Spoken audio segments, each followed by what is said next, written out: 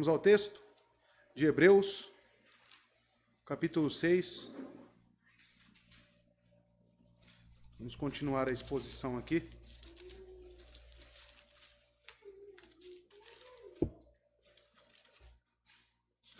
Hebreus 6.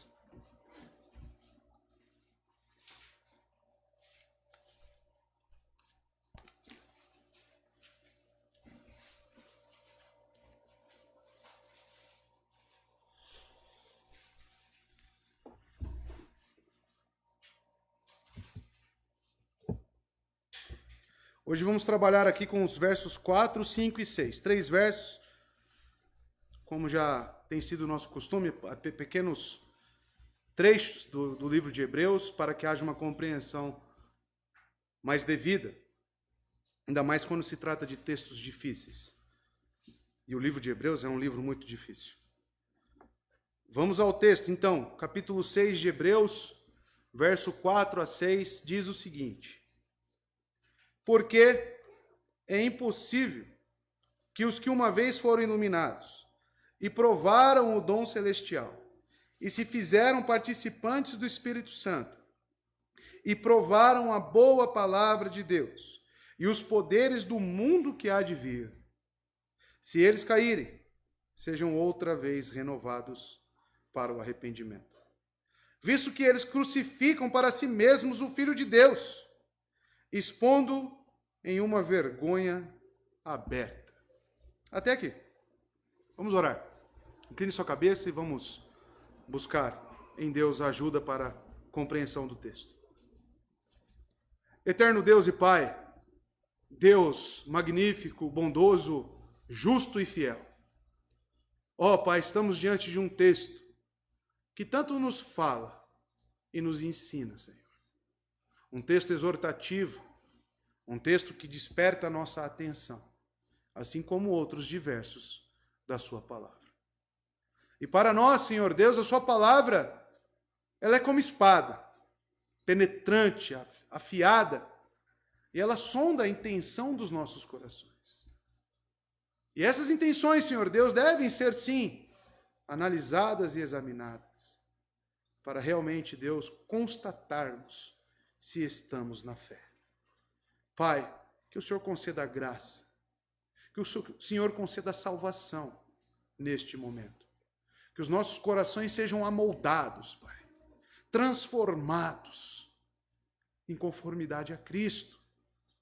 Traga o entendimento para a sua igreja, traga o fortalecimento para os fiéis. Ó, Pai, estamos aqui na dependência do Senhor, na aplicação do Espírito Santo. Peço perdão, Deus, pelos meus pecados, pois sou um homem pecador e miserável, que agora, Deus, está incumbido de anunciar a Tua palavra, que em Cristo Jesus, o representante do pacto da graça, este, Deus, possa fazer intercessões por nós, por mim, pecador, e que a Sua graça seja abundante nesse lugar. Obrigado, Pai, por tudo, por este momento e pela Tua palavra. Que o Senhor, mais uma vez, nos instrua na mesma. Obrigado, Pai. Assim oramos em nome de Jesus. Amém. Amados, um dos textos mais difíceis das Escrituras. É um texto de onde surgem algumas heresias também. Inclusive perda de salvação. Então não é um texto que deve ser analisado na correria. Deve ser um texto analisado com calma, dentro do seu contexto, dentro da gramática, dentro daquilo que ele propõe. E para isso nós temos que revisitar aquilo que já foi falado. Se vocês estiverem lembrados, no capítulo 3 e 4 do livro de Hebreus, o autor discutiu, ou seja, discorreu, sobre o pecado e a incredulidade que apostatou, que ocasionou, que culminou na apostasia de Israel.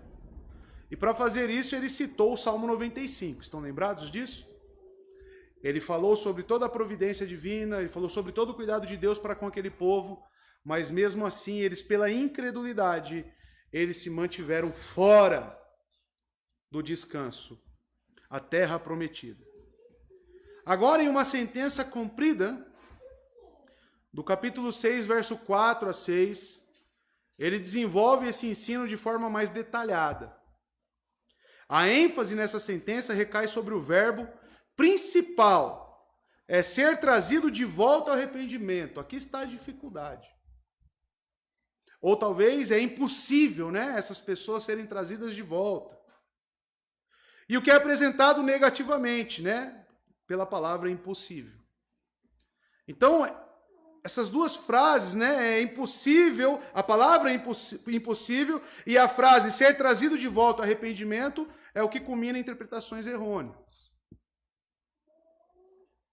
Mas a intenção do autor, irmãos, é continuar com esse pensamento que ele vem discorrendo, falando sobre a incredulidade, falando sobre aqueles que rejeitam a palavra de Deus. Ele disse isso no capítulo 2. Ele apresentou Jesus Cristo como superior.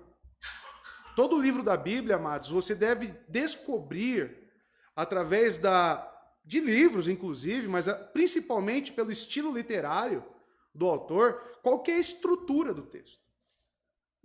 Você tem que descobrir qual que é a estrutura do texto. Qual que é a espinha dorsal do autor. E através das suas ideias, você vai pegar essa espinha dorsal. A primeira espinha dorsal, a principal, a coluna do texto de Hebreus, é ele querendo apresentar Jesus Cristo, através dos costumes judaicos, e falando que Cristo é superior.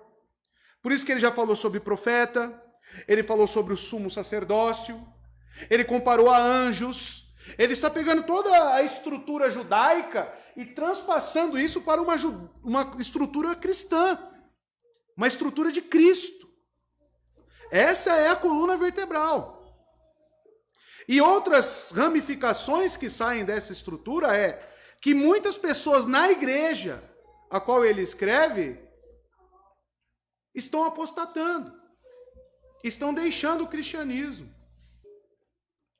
Então, sabendo que nos capítulos 3 e 4 ele faz uma aplicação do Salmo 95, falando sobre a incredulidade do povo de Israel, que não adentrou a terra de Canaã, e ele está aplicando isso à igreja. Nesta linha de pensamento, irmãos, nós devemos seguir uma exortação quanto à incredulidade. Ao longo de toda a epístola, o escritor admoesta seus leitores a aceitarem a palavra pela fé, a palavra de Deus, o evangelho pela fé, e não caírem no pecado da incredulidade, que resulta em um juízo eterno. Por exemplo, irmãos, vamos revisitar algumas passagens que já foram abordadas aqui. Capítulo 2, verso 1 a 3. Veja. Tudo para que o irmão identifique a estrutura do texto. Tá? Portanto, convém-nos atentar com a mais zelosa atenção às coisas que temos ouvido. Olha só, temos ouvido. Para que em nenhum momento a deixemos escapar. Nenhum momento. Porque se a palavra dita pelos anjos foi inflexível e cada transgressão e desobediência recebeu a justa retribuição, ele está falando do apanhado do Antigo Testamento. E verso 3, como escaparemos nós, se negligenciarmos tão grande salvação? Vocês perceberam ele comparando o que eles receberam no passado com o que eles estão recebendo agora? A qual a princípio começou a ser proclamada pelo Senhor, o Senhor Jesus Cristo, e foi-nos confirmada por aqueles que o ouviram, ou seja, os apóstolos. No capítulo 3, verso 12, ele ainda continua dizendo, 3:12, acautelai-vos, irmãos, que nunca haja em qualquer um de vós um coração mau e incrédulo, que se aparte do Deus vivo. Se apartar, rejeitar a palavra, como ele disse no capítulo 2. Estão vendo a estrutura muito bem formatada pelo autor? Ainda assim, amados, no capítulo 4, verso 1, portanto, ele diz, temamos, a fim de que a promessa deixada para nós, de entrar em seu repouso, não exclua a nenhum de vós.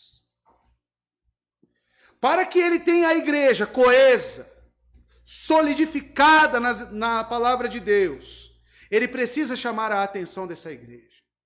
Ele precisa colocar a atenção dessa igreja em Cristo. nos fundamentos do Evangelho e prosseguir para a maturidade, que foi aquilo que nós pregamos aqui, no final do capítulo 5 e no início do capítulo 6. A preocupação do autor deste livro é clara quanto à igreja. Agora, irmãos, do verso 4 a 6, existe uma exortação, mais uma, que emerge de uma referência anterior aos israelitas que pereceram no deserto, por causa da sua incredulidade. Então ele vai revisitar esse assunto. Essa verdade aplica-se também aos hebreus. Veja, por exemplo, no capítulo 10, verso 25. Vai um pouquinho mais para frente para você ver. O que eu disse que essa igreja está enfrentando um problema de muitos irmãos estarem apostatando e voltando para as práticas do judaísmo. Veja só, capítulo 10, verso 25, o que o autor diz: não abandonando a nossa assembleia, ou seja, as reuniões, ou seja, a igreja, como é o costume de alguns, antes, exortando-nos uns aos outros, e tanto mais à medida que vedes que aquele dia se aproxima. Você já no capítulo 10, já caminhando para o final do livro, você percebe que ele está com a mesma intenção do que nos primeiros capítulos. A estrutura é a mesma. A espinha dorsal é a mesma. Então, quando você ler o Evangelho de Mateus, você tem que ter a espinha dorsal. O texto não vai fugir dessa centralidade, irmãos.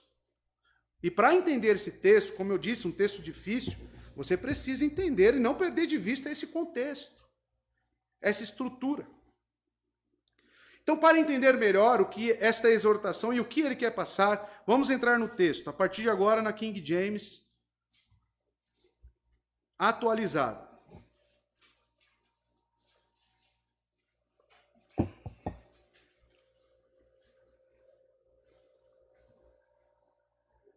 Diz o seguinte a palavra de Deus: ora, para aqueles que uma vez foram iluminados, provaram o dom celestial, tornaram-se participantes do Espírito Santo. Amados, veja que agora ele começa a falar sobre uma outra categoria de pessoas.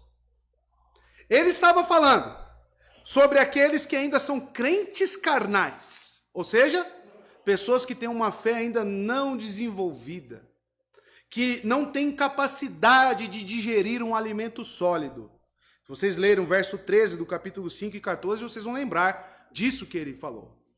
Mas agora, ele parece nos passar uma ideia de um outro grupo de pessoas.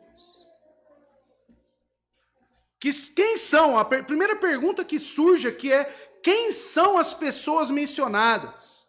Do verso 4 ao verso 6. Porque ele escreve direcionando essas palavras para alguém. Quem são essas pessoas? São as características que irão definir essas pessoas. E nós vamos encontrar alguns verbos no particípio. O que é um verbo no particípio? São formas nominais do verbo que trazem características. Por exemplo, iluminados. Essas pessoas são pessoas que foram iluminadas. Precisamos entender que iluminação é essa.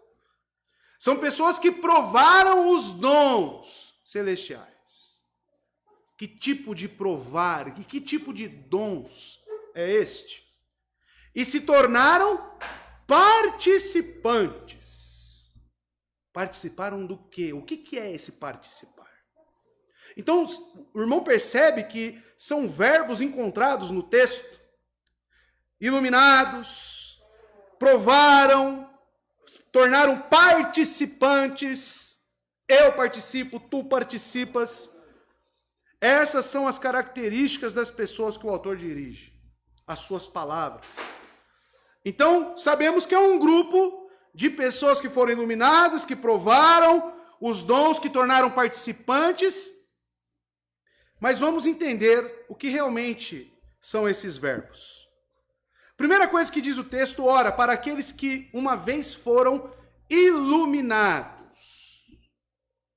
A primeira coisa que devemos ter em mente para uma correta interpretação é que o autor não está tratando o tema de salvação.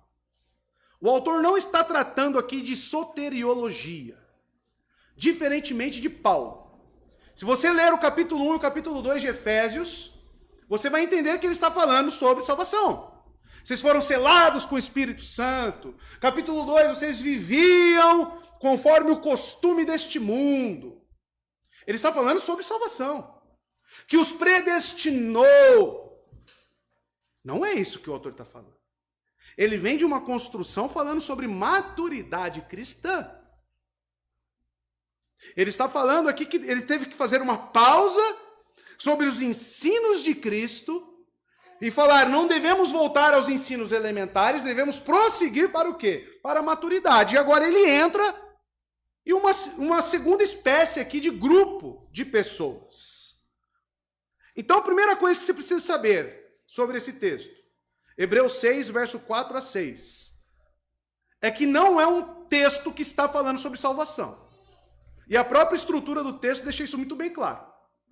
Não é salvação. Não é essa a intenção que ele está falando aqui.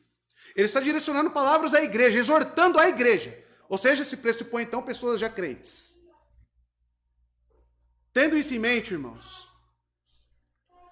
ele diz que ora para aqueles que uma vez foram iluminados. E você precisa entender que ser iluminado não necessariamente significa nascer de novo. É isso que as pessoas confundem no texto. Ah, olha aí, foram iluminados. Então, receberam o Espírito Santo, estão entendendo a palavra de Deus. Não necessariamente. Existe uma regra de hermenêutica, uma regra exegética também, de que textos difíceis são interpretados à luz de textos fáceis. A Bíblia não se contradiz. E nós devemos interpretar esse iluminados. O que é esse iluminados? Existem aqueles que recebem o Espírito Santo e têm iluminação para o texto? Sim. Mas será que é este caso? Porque não se esqueçam, ele vai falar que são pessoas que é impossível serem trazidas de novo ao arrependimento. Então não é salvos. João capítulo 10 deixa muito bem claro que Cristo não perde as suas ovelhas, correto? O ensino bíblico sobre salvação é muito bem claro. Uma vez salvo, sempre salvo. Não é impossível você perder salvação. Porque não se trata da sua conduta, se trata da obra de Cristo. E essa obra é perfeita. Então, amados, ele está falando certamente sobre uma iluminação que não é a iluminação do Espírito Santo que um salvo recebe. A palavra grega começa a nos ajudar aqui. E todos esses verbos, essas palavras aqui, elas devem trazer luz, irmãos, do original, para que você entenda corretamente. A iluminação, ela vem do grego fotizo. Fotizo, que significa iluminar, clarear, ilustrar, informar, ensinar. Então, pessoas que foram iluminadas são pessoas que receberam um ensino. Foram pessoas que estiveram presentes em algum lugar e alguém esclareceu para elas o ensino. Provavelmente, uma pessoa que tem Espírito Santo. Foi, analisou, entendeu e passou. Então, amados, a iluminação falada aqui tem a ver com percepção intelectual do espiritual. Pergunta aos irmãos, você acha que é possível intelectualmente uma pessoa ser ensinada e ela aprender os ensinos espirituais? O que você acha? Sim, irmãos. É capaz. Pela lógica, pelo pensamento humano, as pessoas conseguem construir uma linha lógica, sim. Entender. Existem pessoas que leem a Bíblia, são exímios exegetas, porém não são salvos. Você tem dúvida disso? Então, amados, essa iluminação que ele está querendo dizer deve ser interpretado como experimentar, ser ensinado, ter tido clareza sobre algum ensino. O Espírito Santo, amados, ele também, como eu disse, é mencionado nas Escrituras como um dom celestial, né, que nos ilumina. Mas não é este caso. Por exemplo, na Septuaginta, irmãos, a palavra grega várias vezes traduzida como para dar à luz por conhecimento ou de ensino. Dessa mesma palavra grega, fotizo. E o autor usa a palavra novamente em outra passagem.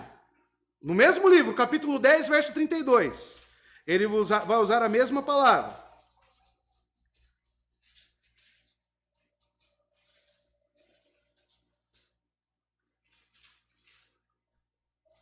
Lembrai-vos, ele diz, porém, dos dias passados, nos quais, depois de serdes iluminados, suportastes grande combate de aflições. Serdes iluminados, então, o que ele está querendo dizer? Quando vocês receberam o ensino do Evangelho. A luz está sobre os fatos bíblicos. A luz está no Evangelho. E esse Evangelho, ele brilha sobre todas as pessoas. Esse é o sentido da palavra fotizo, da iluminação.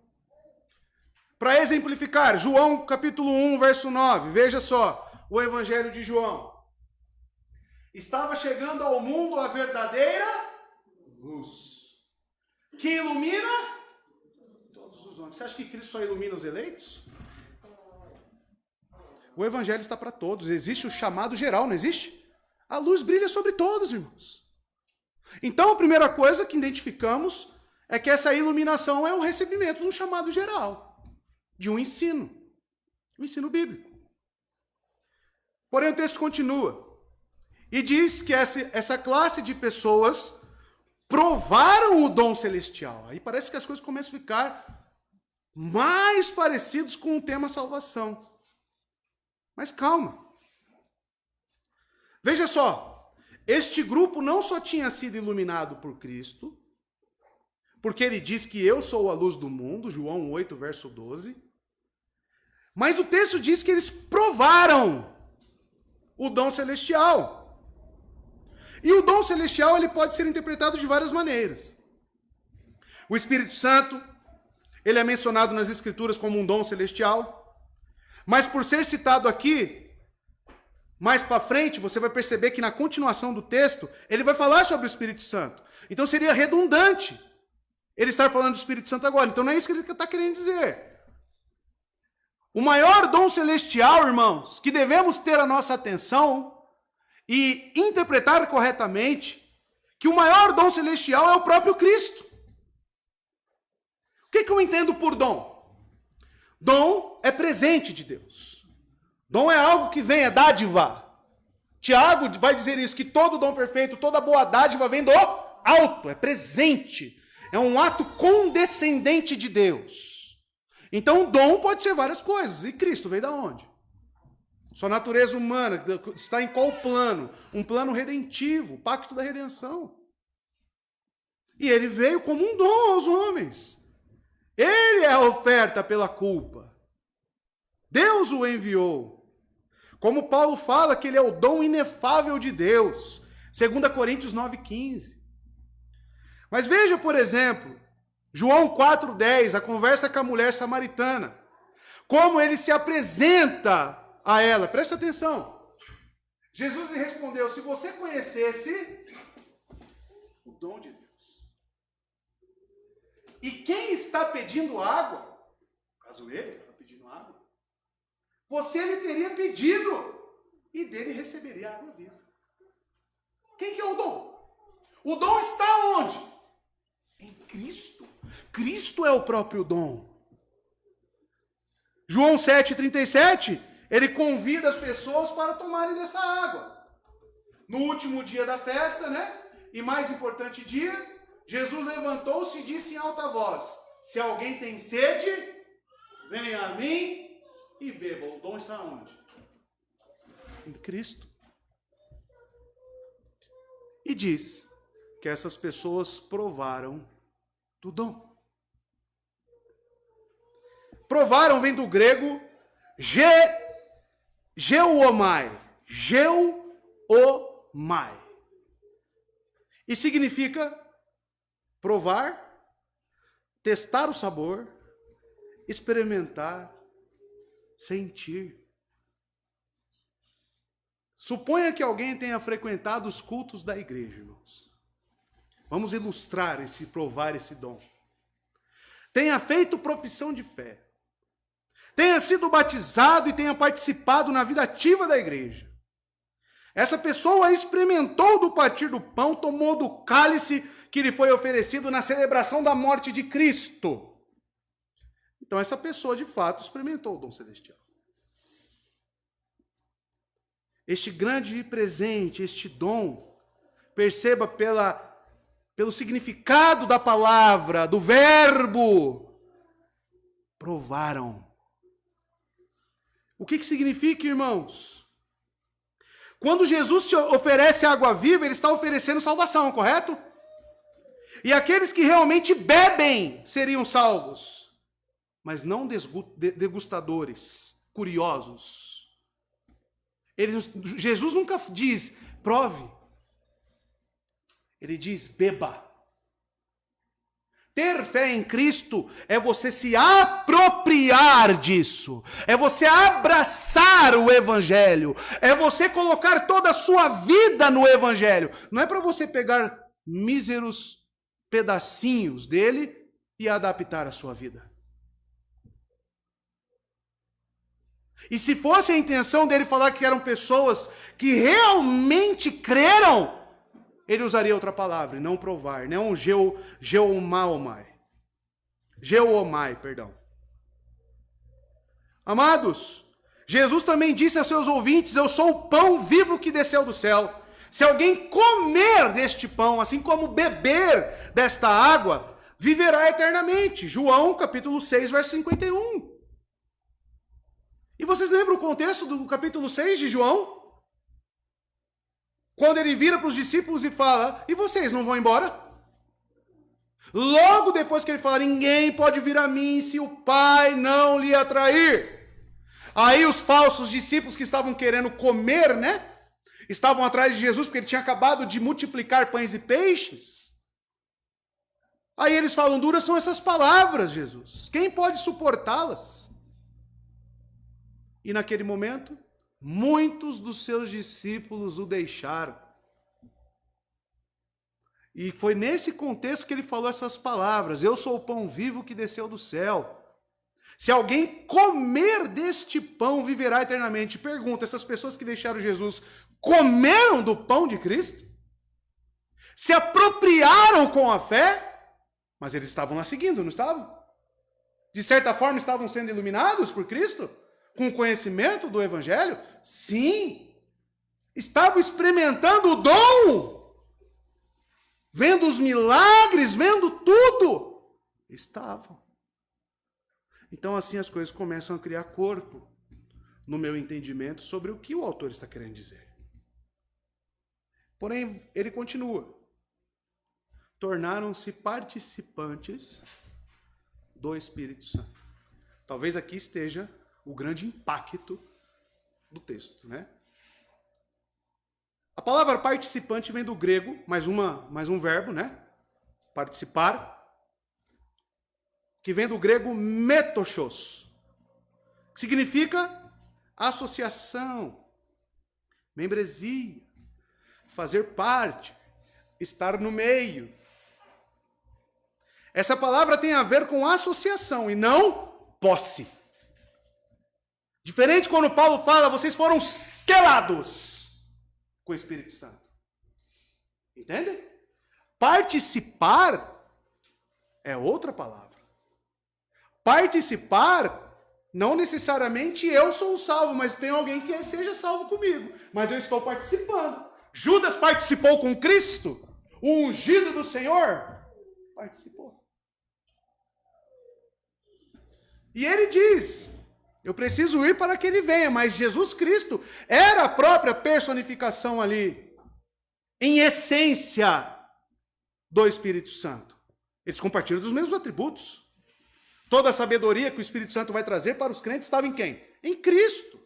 Toda a santidade que o Espírito Santo vai trazer para os crentes estava em quem? Em Cristo. Judas participou então? Participou.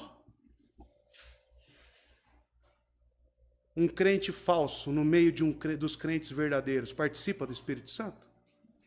Está entendendo, irmãos? Então assim nós começamos a identificar que grupo de pessoa é esse que ele está dirigindo as suas palavras. Amados, esses judeus nunca haviam possuído o Espírito Santo. Eles simplesmente estavam em torno de quando ele estava por perto, na igreja. É possível ter uma associação com o Espírito Santo para compartilhar do que ele faz e não ser salvo. Um crente com o Espírito Santo, ele pode pregar o Evangelho com clareza para um não salvo. E isso já é o próprio participar do Espírito Santo. Porque o Espírito Santo está no crente. E o incrédulo está ali ouvindo, participando. Agora, se ele vai crer e ser selado, aí já é outra história. Como vimos no capítulo 2, verso 4, esses judeus ouviram a palavra, viram sinais, prodígios, milagres, os dons do Espírito Santo. Eles estavam realmente envolvidos em algum dos seus trabalhos. Vamos lembrar, acabamos de ler, mas vamos ler de novo. Deus também lhes foi por testemunha. Que testemunha é essa? Olha lá o que ele diz no capítulo 2, verso 4. Com sinais, maravilhas e diversos milagres e dons do Espírito Santo de acordo com a sua própria vontade. Participaram então do Espírito Santo? Deus deu sinais comprobatórios de que a mensagem era genuína. Pessoas associadas ao Espírito Santo, irmãos. Como talvez a maior parte das multidões que Jesus milagrosamente curou e alimentou. João 6 é o próprio exemplo. Eles participavam do poder. Só salvo comeu dos pães e dos peixes que Jesus multiplicou? Só salvo? Judas comeu também, irmãos. Vamos mais a fundo? No envio dos 70, quando ele manda de dupla em dupla para pregar o Evangelho, Judas estava no meio? O que eles voltam dizendo? Alegres. Quem lembra? Expulsamos demônios, curamos. E Judas era salvo? Estão entendendo? Saul profetizou? Balaão profetizou? Dons do Espírito Santo? Bíblia se interpreta com Bíblia. É isso, irmãos. Não podemos cair num erro de falar, são pessoas salvas que ele está se referindo. Senão você vai criar um espantalho. Aqui. Olha aí, perda de salvação em Israel. Aqui é um prato cheio, né? Para quem gosta da perda de salvação, né? Olha, aqui a perda de salvação. Não, calma. Segura o coração, irmão. Vamos ler com calma. Vamos ver a estrutura do texto. Vamos ver aqui o contexto em que ele está falando. Vamos ver se é soteriologia o tema. Não é. Não é. Verso 5. Não parou ainda. As características desse grupo. E provaram os benefícios da palavra de Deus e os poderes da era que há de vir. Então, ainda assim, o autor diz que essas pessoas provaram os benefícios da palavra de Deus. O autor de Hebreus não especifica a extensão da palavra, ou seja, o conteúdo completo que eles receberam, mas somente, amados, que eles receberam a palavra que é boa. Quando Deus fala, o homem recebe um bom presente.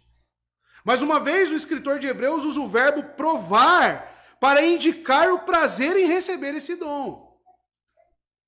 Esse prazer consiste em ouvir as escrituras proclamadas e em obter o alimento espiritual a partir da palavra. E tem pessoas, irmãos, incrédulas. Quando você fala do evangelho, você fala da palavra de Deus, ela fica assim, ó. Quero mais, quero mais. Mas não necessariamente isso significa salvação. E eu vou mostrar com textos bíblicos para os irmãos. Ou seja, eles haviam aprendido sobre Deus. Esse grupo de pessoas de Hebreus 6 aqui, são pessoas que receberam ensino sobre Deus. Sem dúvidas.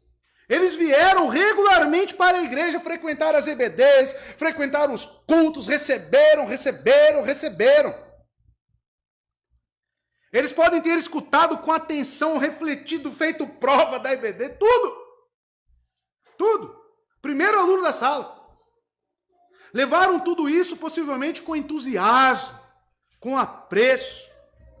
Mas eles não podiam dizer como Jeremias, no capítulo 15, verso 16. Põe para mim aí, por favor. Eles não podiam dizer isso. Quando as tuas palavras foram encontradas, eu as comi. Elas são a minha alegria e o meu júbilo, pois pertenço a ti, Senhor, Deus dos exércitos. É diferente experimentar, receber como aperitivo, do que comer, do que se apropriar.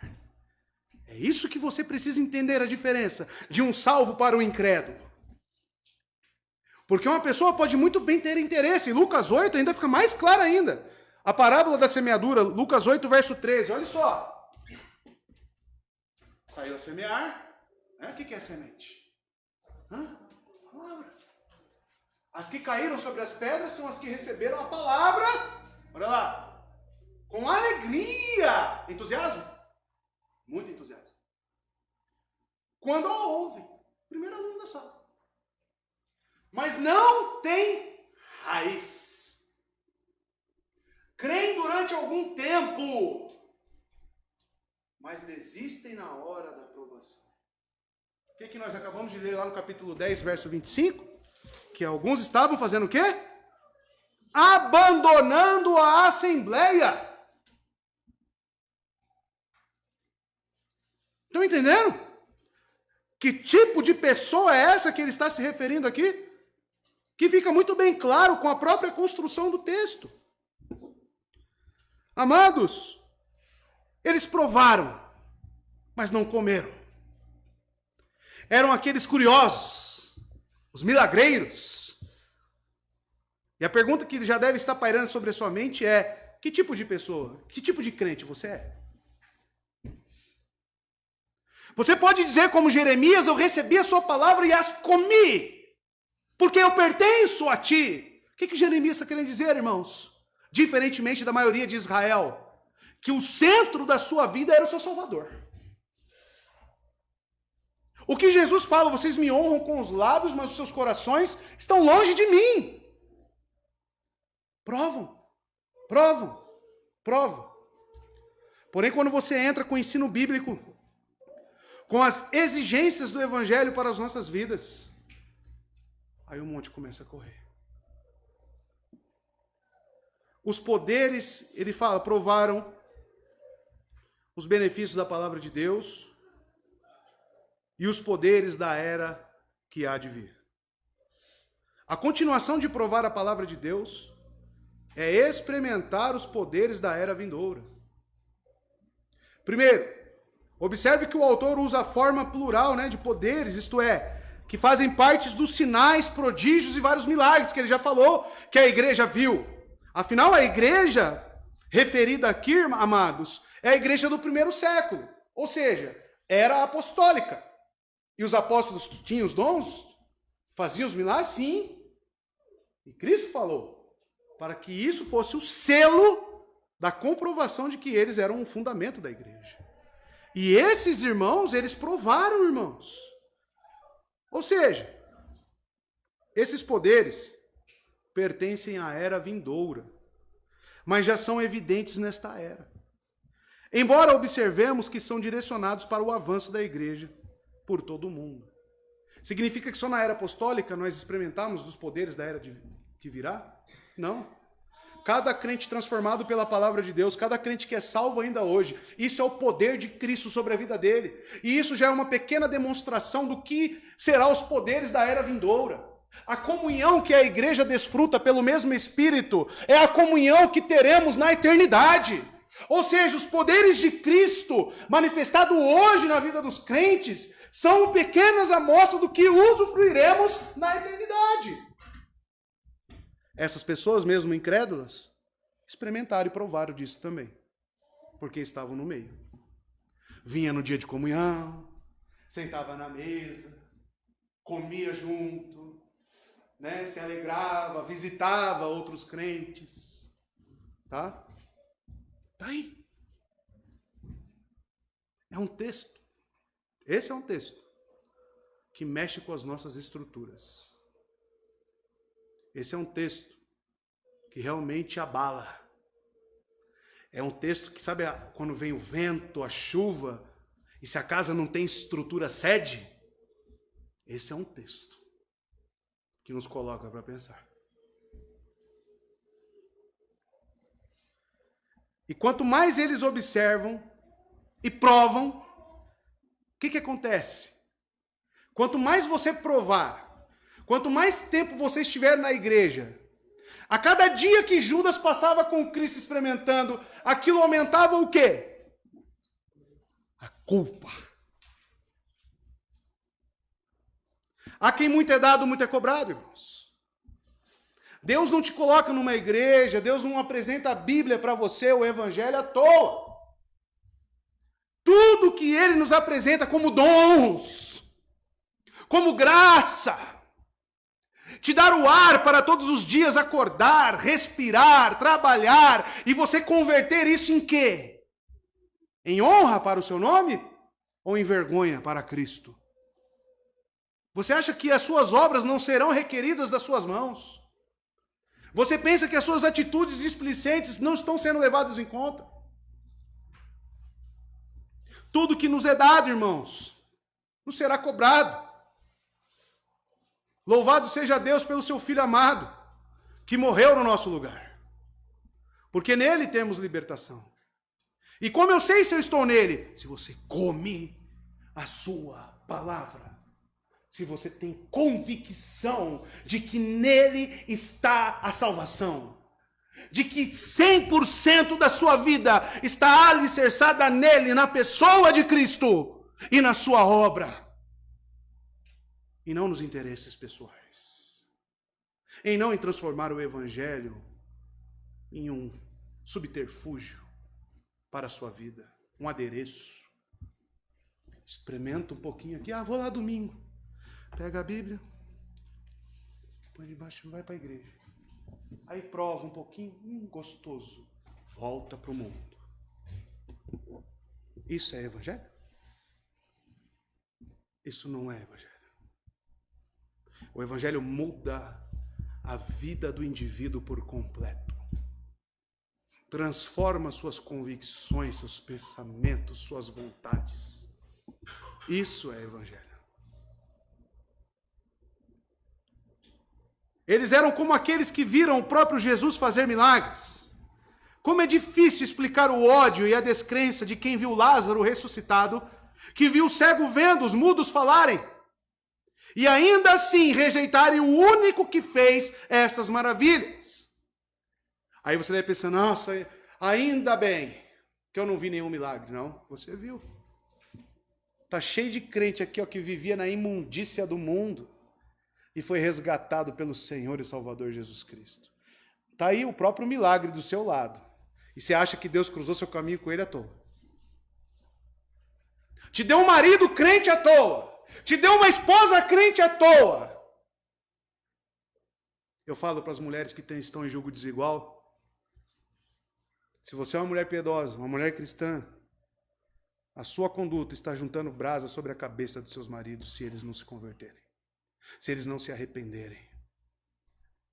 Deus não colocou, Deus não uniu à toa. Não uniu. Deus sabe o que faz, irmãos. E todos os seus caminhos são bons e são justos. Todos eles.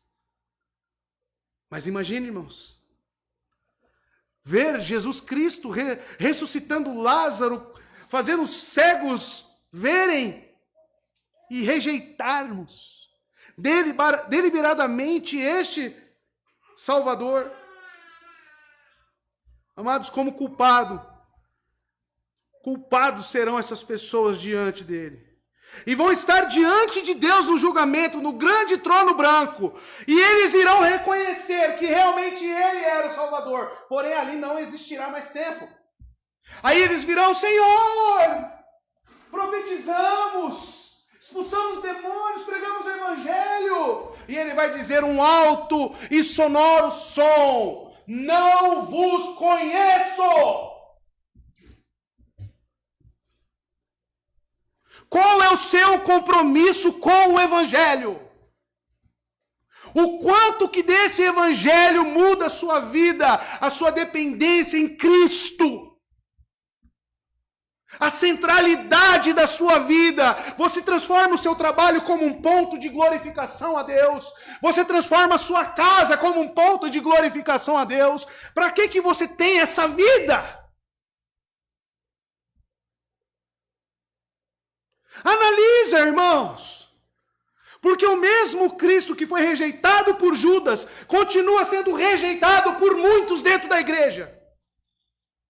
Muitos.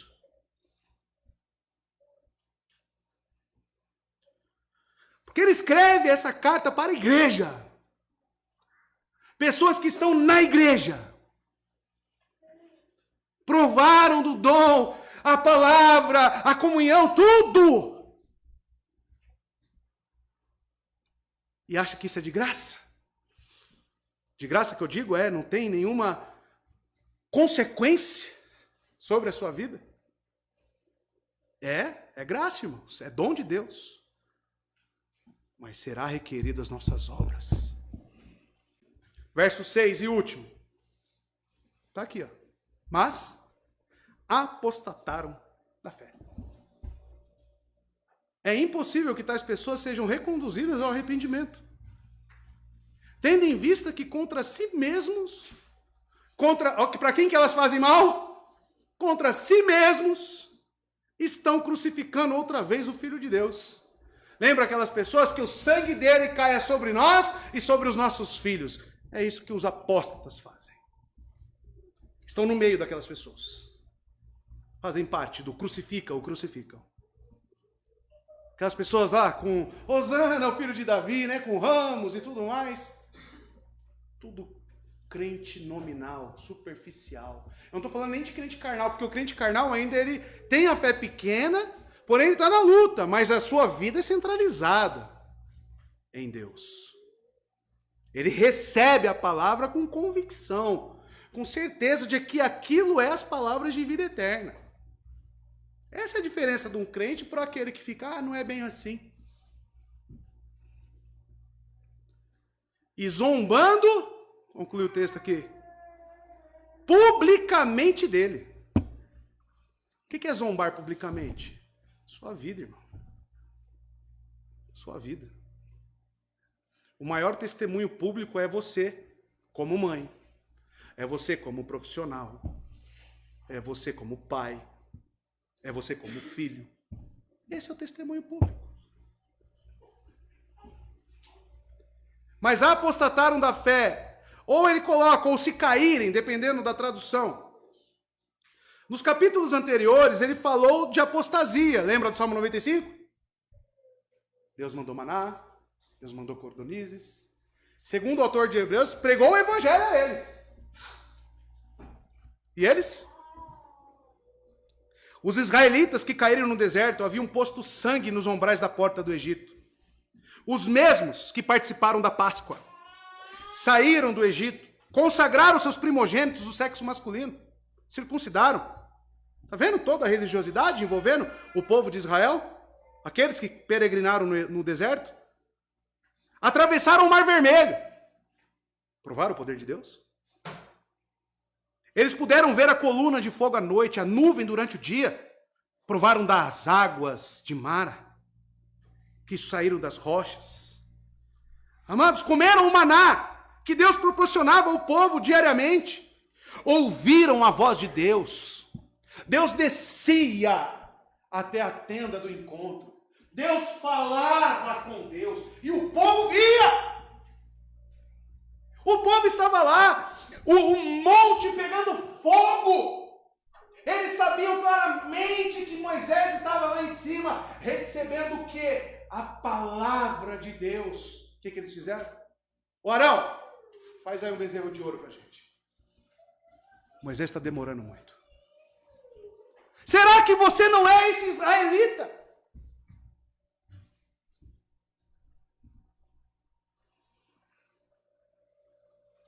Amados, receberam os 10 mandamentos, mesmo assim receberam os 10 mandamentos.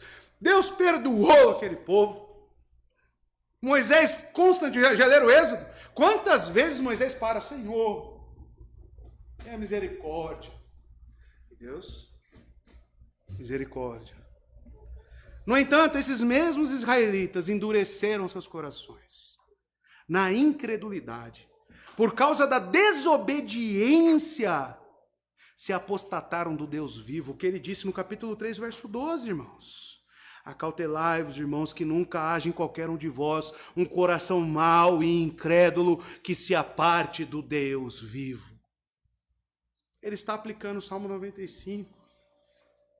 O autor de Hebreus ensina que a apostasia que surge, ela tem sua origem na incredulidade, que é uma resultante do endurecimento de coração e uma incapacidade de arrepender-se. Amados, o que a passagem significou aqui para os leitores originais? O autor meramente dá um aviso. Ou ele pensa que o exemplo dos israelitas seria imitado pelas pessoas a quais ele dirige a sua carta. Ele está com essa preocupação. E nós também devemos estar. Os avisos constantes e repetitivos do autor e profundos provam conclusivamente que a apostasia pode ocorrer no seio da igreja. Repetidamente ele coloca diante dos leitores a responsabilidade de proteger o bem-estar espiritual um dos outros. De se preocupar se seu irmão está apostatando da fé ou não. De ver o quanto que ele tem compromisso com a palavra de Deus, quanto que ele não tem. Acautelai-vos. Essa é a função da igreja. Uma distinção deve ser feita neste ponto, irmãos. Pois o autor fala sobre apostatar, não sobre cair em pecado. É aqui que muitos se perdem. Apostatar não é você pecar, irmão. É diferente. Por exemplo, Judas apostatou de Jesus e nunca mais retornou para ele. Correto? Agora Pedro caiu em pecado, negou ele 3 vezes, mas logo depois viu Jesus ressurreto e foi reconduzido. Olha a diferença. Os dois conceitos, apostasia e desvio, nunca devem ser confundidos. Porque daqui a pouco, né? Olha lá, está apostatando. Em 6,6, amados, o autor se refere à apostasia. Ele tem em mente a pessoa que deliberada e completamente abandona a fé cristã. Apostasia é uma atitude deliberada. Eu quero fazer isso. Não é como Paulo em Romanos 7, o bem que eu quero fazer, esse eu não faço. Não, é o contrário. Eu quero fazer isso. Mas você não sabe que isso é contrário ao ensino da igreja, ao ensino das escrituras? Sei! E mesmo assim você vai fazer? Vou! Se você faz isso, você deve tomar cuidado. Esse é o caminho da apostasia. Esse é o caminho da apostasia. Por isso, amados, que a palavra de Deus ela deve permear os nossos pensamentos. O que delimita? Eu costumo dizer que a igreja é um trem, e nós somos a igreja, né? Nós juntos, o corpo de Cristo, somos um trem, e os trilhos que delimitam aonde o trem percorre é as Escrituras. Então, por isso, amados, que o trem dificilmente descarrilha. É um transporte seguro. Porque a palavra de Deus nos traz essa segurança. Agora, se você não come essa palavra, não tem compromisso com as Escrituras, que tipo de trem você é? Você nem trem é. Porque não existe trem que não anda em trilhos. Existe? Nunca vi trem com um pneu. Nunca vi. Um texto que causa em nós, irmãos, esse impacto. E uma coisa que nos deve chamar a atenção é que a apostasia ela não acontece de um dia para o outro. Inesperadamente, virei um apóstata. E aqui vem um ponto de atenção para a igreja. Antes, a apostasia é parte de um processo gradual. Um declínio que vai da incredulidade à desobediência e daí à apostasia. E quando a apostasia da fé acontece, ela leva ao endurecimento do coração e à impossibilidade do arrependimento. O autor, usando o exemplo dos israelitas, mostra o processo que resulta em apostasia. Por mais que ele cita o Salmo 95, que é Deus logo jurando na sua ira, não entrarão no meu descanso, mas se você ler o relato de Êxodo, como eu disse, Deus foi constantemente perdoando, oferecendo misericórdia. E o povo, deliberadamente, pecando.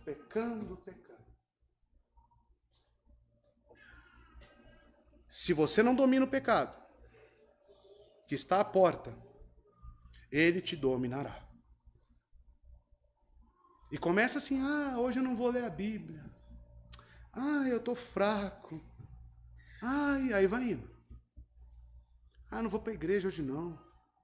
Muito longe. Aí vai indo. Esse é o caminho que? É o caminho de Caleb e Josué que entraram em Canaã? É o caminho deles? Não, não é. Qual que é o caminho que você tem percorrido? Aonde você quer parar? É essa que é a questão. Aonde você quer parar? Muitas pessoas dentro da igreja perderam o foco em Cristo. Perderam o caminho. Querem parar onde? O texto já fala onde você vai parar. O texto já é muito bem claro onde você vai parar. Ele diz sim. Se caírem, sim. Então ele confirma, correto? É impossível que tais pessoas sejam reconduzidas ao arrependimento. É o texto mais forte que temos, irmãos. É a frase mais impactante. Porque se existe algo que um crente almeja todos os dias, é arrependimento para seus pecados. Porque a vida de um cristão, centralizada na palavra, ele quer glorificar a Deus em tudo. E quando ele fere a santidade de Deus, ele se sente ferido. Ele se sente triste. E ele chora. E ele clama, Deus, me tira disso, Deus. Eu sei que isso não é os caminhos do Senhor. Mas existe o oposto. Mas um pecado, tenho tantos mesmo. Me mostra nas Escrituras que esse é o pensamento de um salvo. Que eu abandono a minha vocação. Me mostra.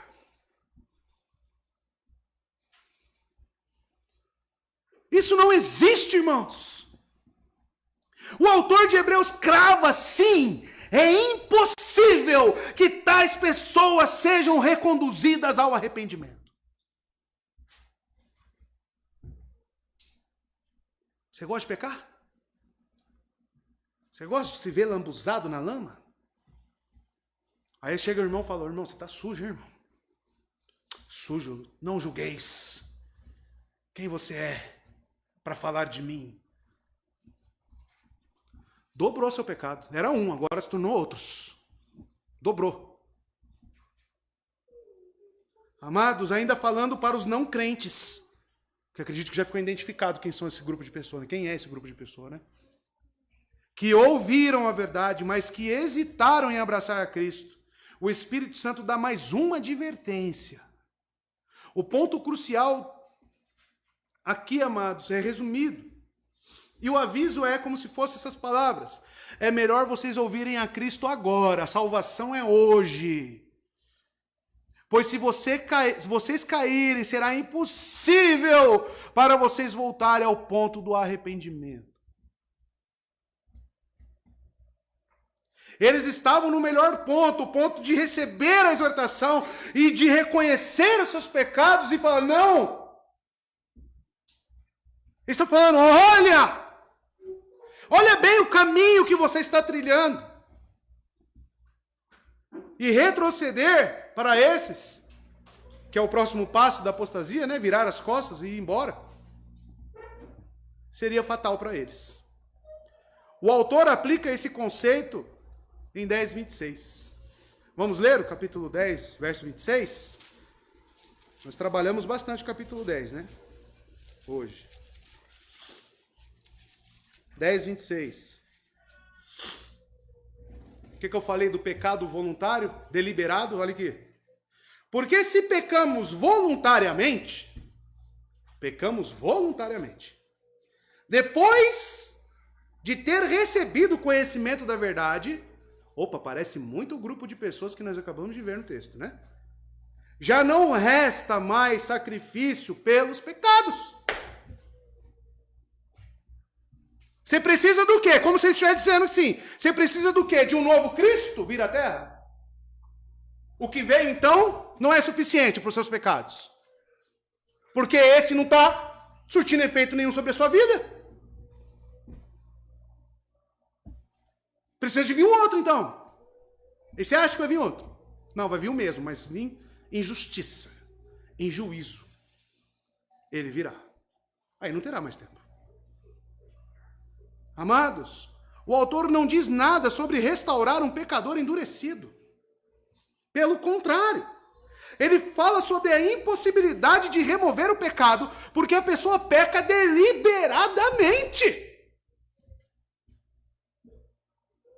Cuidado se o pecado se tornou algo rotineiro na sua vida.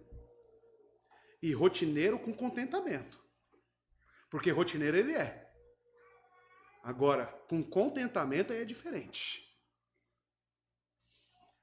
Amados, a palavra deliberadamente recebe toda a ênfase no original grego, porque ela aparece no começo da sentença. Se uma pessoa que está familiarizada com os ensinos elementares acerca de Cristo e peca deliberadamente, a restauração por meio do arrependimento é uma impossibilidade. Não nasceu de novo. É réprobo. É ímpio. Recebeu a palavra de Deus, o evangelho, entendeu a salvação em Cristo, o que é o arrependimento dos pecados. E se você perceber, o que ele tratou no verso 2 e no verso 1? Os elementos básicos da fé cristã. Justamente isso. Então ele está falando sobre um público que recebeu a palavra, entendeu esses elementos básicos, mas estão continuando a pecar deliberadamente. Deliberadamente. Tendo em vista, ele conclui, tendo em vista que contra si mesmo estão crucificando outra vez o Filho de Deus. Porque é impossível o arrependimento, irmãos. Uma pergunta. O escritor aqui apresenta duas razões. Para a perdição desses, eles estão crucificando o Filho de Deus novamente. E eles o estão sujeitando à desgraça pública, que é o complemento. Está claro que o autor está usando uma metáfora. Aqueles que caem não crucificam literalmente o Filho de Deus e não o envergonham abertamente. Mas, amados, aquele que cai declara que Jesus deve ser eliminado. Aquele que peca deliberadamente, com vontade no ato, amados, ele está crucificando Cristo, metaforicamente. O que isso significa? Ele está rejeitando o perdão pelos pecados. Ele está rejeitando a oferta pela culpa, a expiação, porque o que o sacrifício vicário faz? O que é a justificação? É ele no nosso lugar, a justiça de Deus implantada em Cristo e nós sendo representados nele. Ou seja, que a partir daquilo eu terei uma transformação de vida. Eu não serei mais escravo do pecado, e sim escravo de Cristo. E a minha vontade estará para o meu Senhor. Agora, se eu vivo como escravo do pecado, que sacrifício é esse? Você está dizendo, não quero que tire as minhas algemas. Não quero. E dizer que não quer tirar as algemas é falar, Cristo permanece morto. Permanece aí crucificado. É isso. Desse modo, ele trata Jesus como um contínuo desprezo e escárnio, zombando publicamente dele. e conscientemente comete o pecado do qual diz o autor da epístola, que é impossível arrepender-se, a fazer sacrifício ou qualquer tipo de coisa. O pecador pode esperar o julgamento de Deus, que virá a ele como fogo intenso que consumirá os inimigos de Deus. Vamos ler isso para encerrar? Capítulo 10, verso 27. O mesmo autor, na mesma carta, ele diz isso. Porém, uma expectação terrível de juízo e uma indignação ardente que há de devorar os adversários. Vai devorar. A justiça de Deus, a agonia que Cristo passou na cruz, a ira de Deus cairá sobre esses pecadores impenitentes. Que a igreja cresça no temor do Senhor. Esse é o único caminho. Você precisa estabelecer um compromisso com Cristo. Você precisa entender que esse é o único caminho de salvação para a sua alma. E isso é um compromisso de vida, não é um acessório, não é provar, não é experimentar, é viver. O evangelho foi feito para viver. E não tem como você viver servindo a dois senhores, irmãos. Ou você serve a um, ou você serve a outro. Que você, essa noite, pense sobre o caminho que você está trilhando. E se faça uma pergunta. Pelos seus caminhos, aonde você quer chegar? Qual que é o final deste caminho? Será que é Cristo? Você deve se perguntar. Porém, ainda digo que há tempo de arrependimento. O tempo é hoje. Para você se arrepender dos seus pecados e recorrer ao único Salvador, o nosso Senhor Jesus Cristo. Que você dependa dele. Confie nele exclusivamente. Amém? Incline sua cabeça, vamos orar.